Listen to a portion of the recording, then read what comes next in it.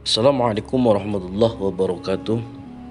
Alhamdulillah, pada kesempatan malam hari ini saya akan berziarah di makam Aulia Syekh Raden Santri Muntilan Gunung Pring. Sedikit saya akan menceritakan karomah beliau ketika beliau meminta kepada Sultan Agung untuk dibangunkan masjid sebagai pusat kegiatan dakwah di dusun pesantren sebagai tempat tinggalnya. Konon bangunan masjid santren telah dipersiapkan oleh Sultan Agung di kota gede ibu kota Mataram dan dipindahkan oleh Raden Santri ke dusun santren, dibawa dengan dibungkus sapu tangan.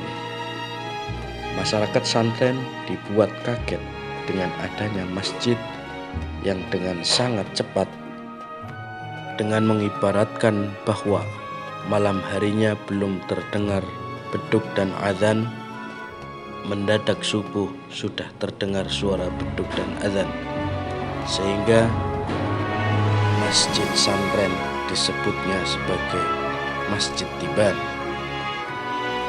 Karomah beliau yang lain yang didasarkan pada cerita tutur masyarakat Gunung Pring kebetulan melewati sungai Lamat Lama yang mengalir dari barat dusun Nepen menuju dusun Bintaro yang sedang banjir besar karena membawa lahar dingin Gunung Merapi.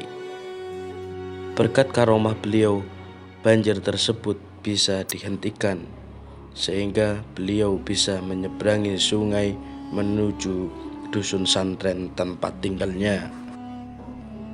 Berhentinya banjir tersebut menghentikan material lahar dingin Merapi sehingga batu-batu besar kelihatan mencongol atau menonjol. Tempat tersebut selanjutnya dikenal dengan nama Watu Congol. Kelak tempat ini masyhur sebagai tempat berdirinya Pondok Pesantren Darussalam Watu Congol di era Simbah Kyai Abdur Rauf yang memindahkan pondok tersebut dari wilayah Tempuran dekat pertemuan Sungai Lamat dan Sungai Longkeng di dusun Bintaro. Pindahnya pondok tersebut karena rusak dan terbakar, dihujani peluru meriam di era perang di Ponorogo tahun 1825 sampai 1830. Diceritakan pula bahwa Mbah Raden Santri pernah memindahkan alur kali Lamat Lama yang mengalir di sisi sebelah barat dusun santren, dipindahkan ke sisi timur dusun santren agar berada di depan masjid santren. Pemindahan jalur sungai Lamat dilakukan Mbah Raden Santri dengan menggunakan tongkatnya untuk membuat garis alur sungai Lamat baru. Pemindahan alur sungai di depan masjid tersebut agar mempermudah jamaah masjid berwudu dan bersuci. Inilah karomah yang lain dari Mbah Raden Santri. Lalu masih banyak lagi kejadian-kejadian luar biasa terkait kewalian beliau untuk mengenalkan wujud kebesaran Allah Subhanahu wa Ta'ala.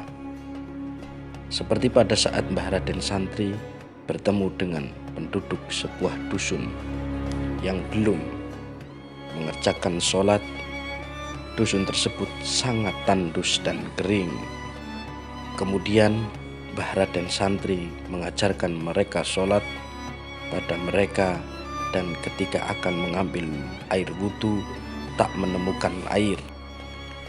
Kemudian Mbah Raden Santri berdoa memohon kepada Allah Subhanahu wa Ta'ala untuk diberikan air.